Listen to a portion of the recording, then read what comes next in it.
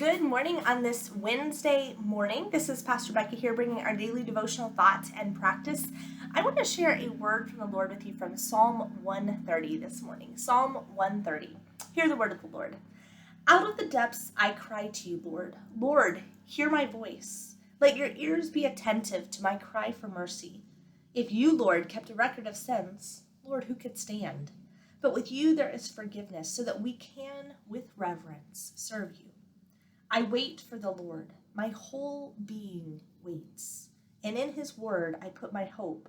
I wait for the Lord more than watchmen wait for the morning, more than watchmen wait for the morning. Israel, put your hope in the Lord, for with the Lord is unfailing love, and with him is full redemption. He himself will redeem Israel from all their sins. And this is the word of the Lord for us this morning.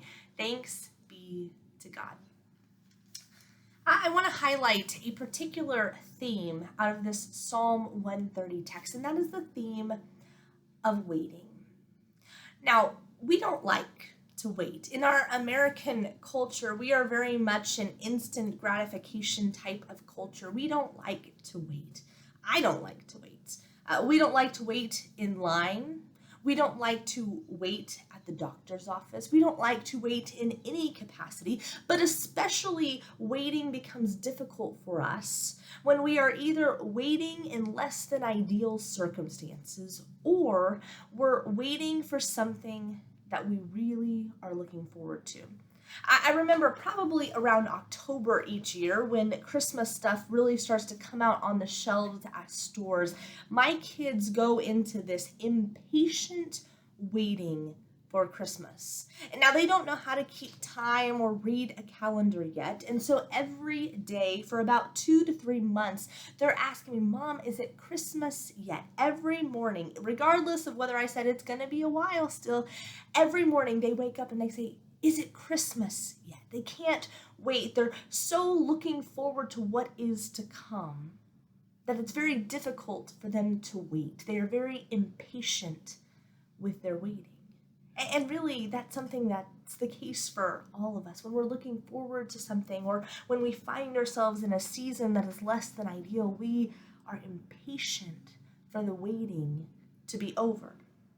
The metaphor that's used here in Psalm 130 is this metaphor of waiting for the Lord more than a watchman waits for the morning. In Israel in this time, they would often have watchmen at night who would stand guard.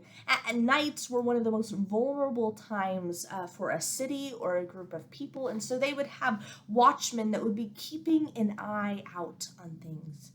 And in those long watches of the night, those watchmen would begin to long for the first sign of dawn on the horizon, when their watch would be complete, when they know their city and their loved ones would be safe from dangers of the night, and they could finally go to bed.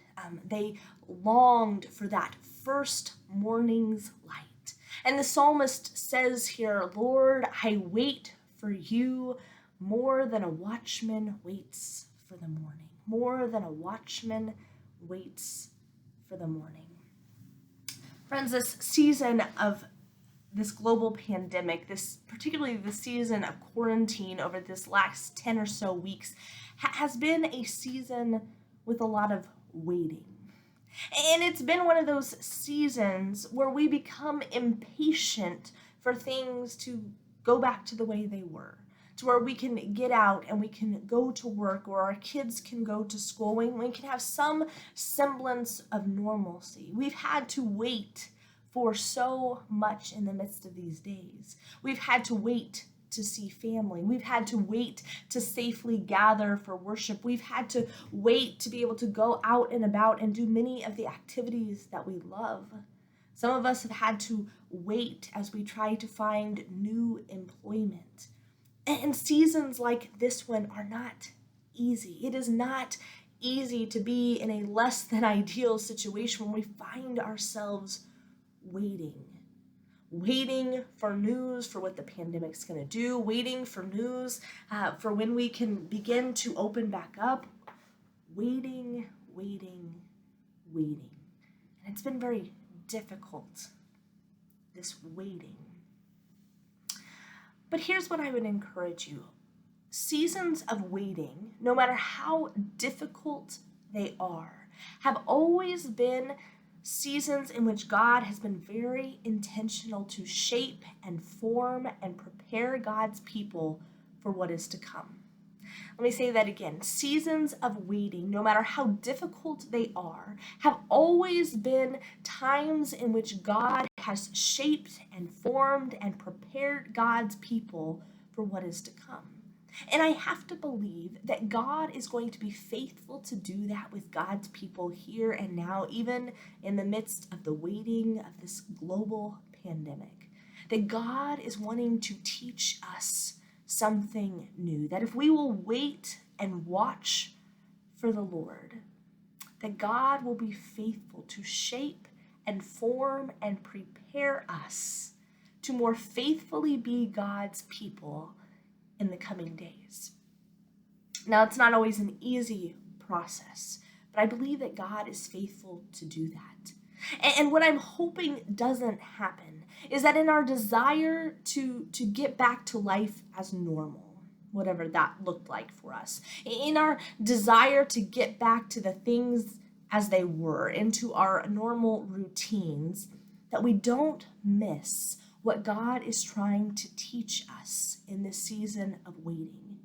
That we don't miss the new thing that God is doing among us. That in our hurry to get back, in our impatience, we don't miss out on what God is doing here and now, the ways that God is trying to shape and form and prepare us for the days to come.